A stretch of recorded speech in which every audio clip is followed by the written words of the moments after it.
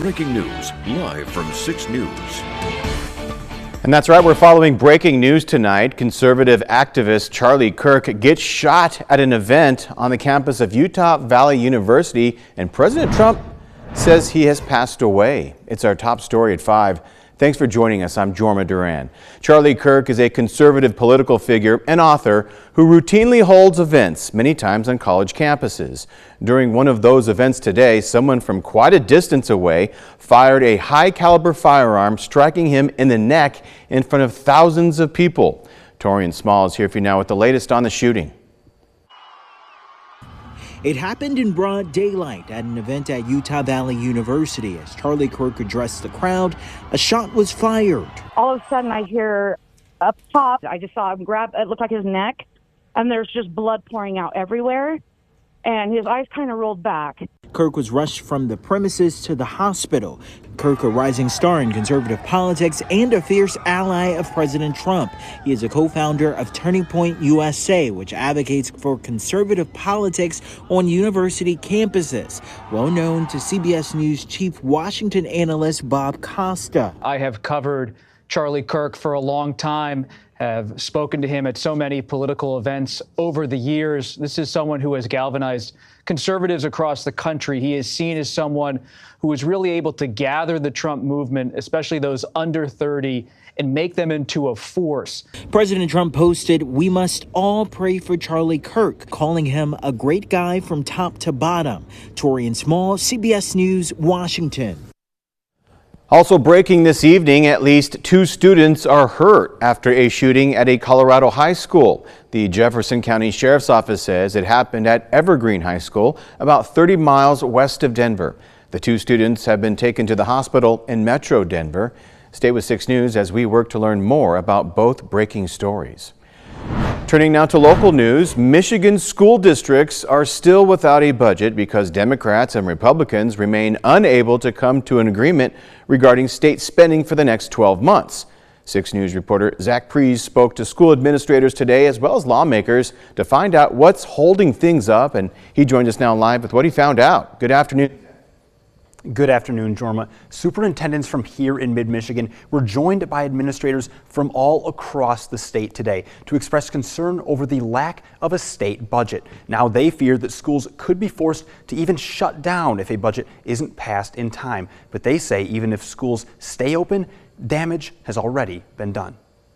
It's unacceptable to expect us to be held accountable or to have plans when you're not doing your job. Jason Mellema, the Ingham Intermediate School District Superintendent, is upset with state lawmakers as the clock ticks on a state budget for this school year. The self-imposed deadline to pass the budget was more than 70 days ago, but the Republican-controlled House and Democratic Senate have yet to find a middle ground. If a budget isn't passed soon, officials say schools will pay the price.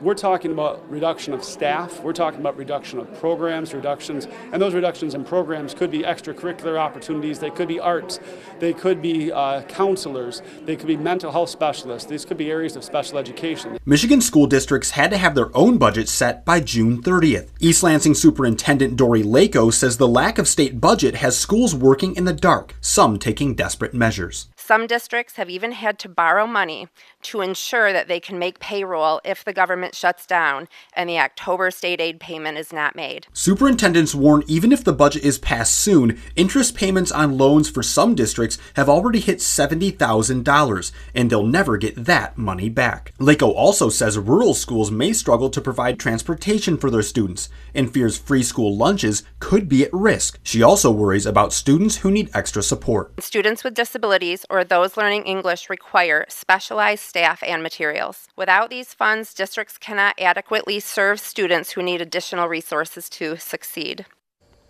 Democratic State Rep Regina Weiss of Oak Park says Republicans have intentionally delayed the budget, but Republican Speaker of the House Matt Hall says, he has previously said, that House Republicans want to spend the most on education, saying that Democrats are too concerned with spending on, quote, lobbyists.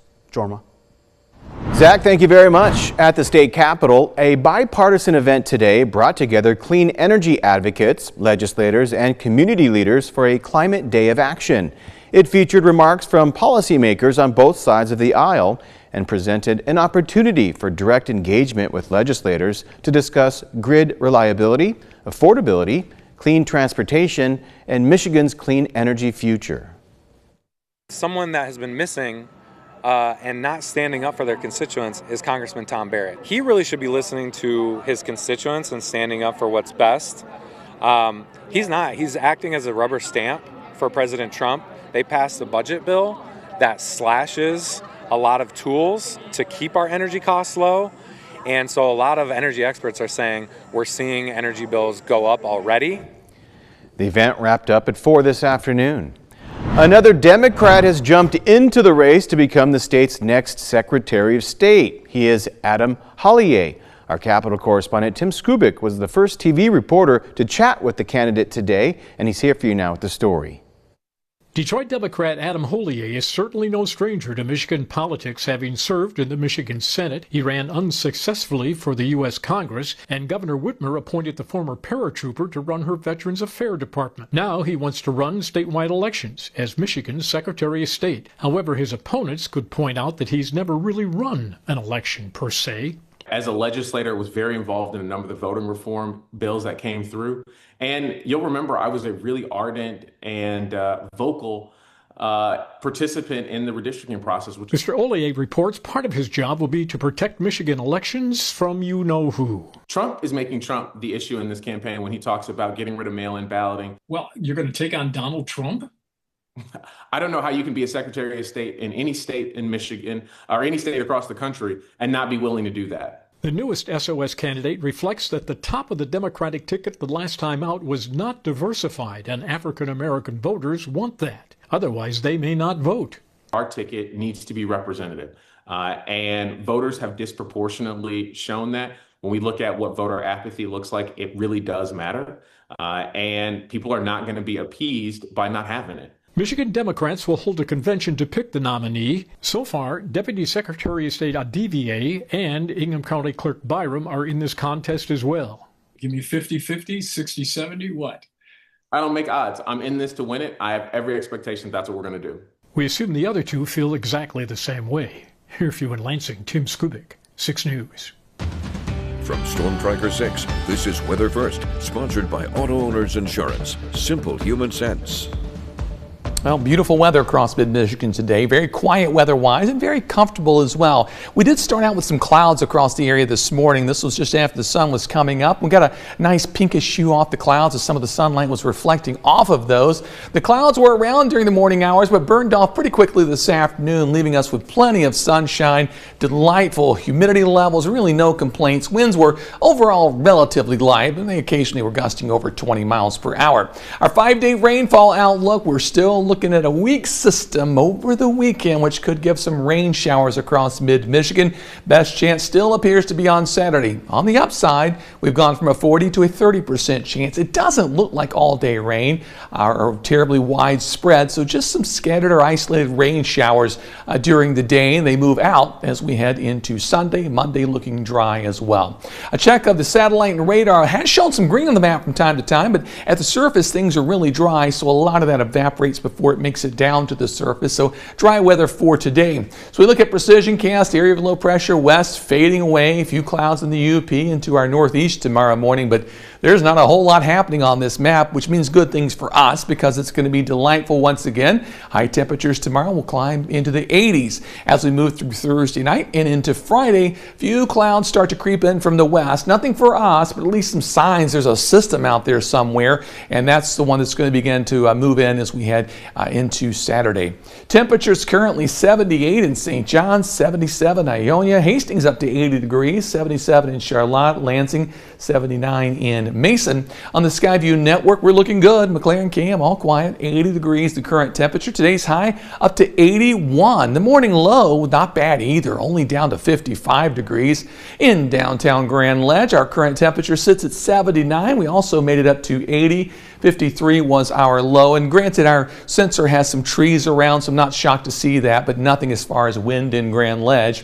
In the Jackson area today, we've got temperatures of 77 degrees. That's our high, and it was cooler. Morning low fell down to 47 degrees, while in Hillsdale, the numbers today, high and low, 76 and 51. 76 is our current temperature, and once again, not a whole lot of wind to talk about. Tonight's forecast, expect a low down to 52 degrees with partly cloudy skies.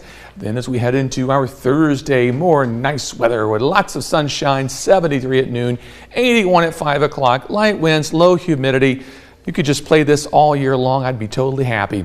Friday, high temperatures near 82. Friday night football looks dry. Couple spotty showers Saturday. Not a big event, though. Could affect the Spartans game. Temps cool into the upper 70s on Monday for a day. Then we're back in the 80s for much of next week. Did put a chance of showers in on Thursday and again next Sunday. Weak systems could just as easily take those out, but that's the closest thing to rain I see, at least for next week's forecast. Yeah, you got to tell us, give us a warning, but right. I'm loving it. Yeah, good or bad news, I'm going to give it, but there's just way more good news. You get to say that again.